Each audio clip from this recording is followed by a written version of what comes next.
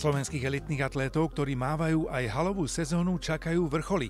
Pred čínskymi majstrovstvami sveta sa už tento štvrtok začne bojovať o halové tituly na európskom kontinente. V holandskom Apeldoorne sa predstaví 5 našich reprezentantov: Gabika Gajanová, Viktoria Forster, Šimon Bujna, Tomáš Veselka a Jan Volko.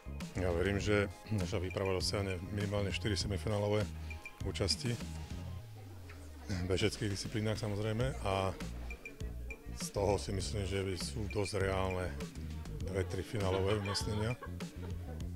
A pri najlepšej zhode okolností nie je vylúčená ani medaila.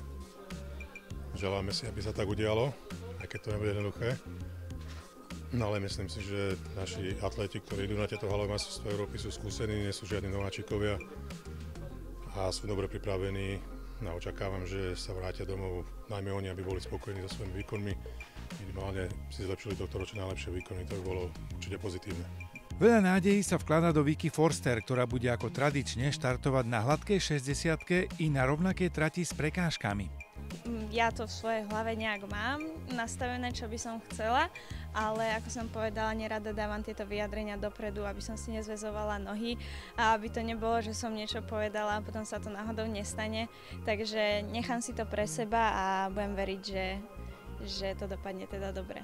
Po 4 rokoch sa na halové majstrovstvá Európy vracia Šimon Bujna. Ten by sa rád pokúsil v behu na 400 metrov dosiahnuť čas pod 47 sekúnd.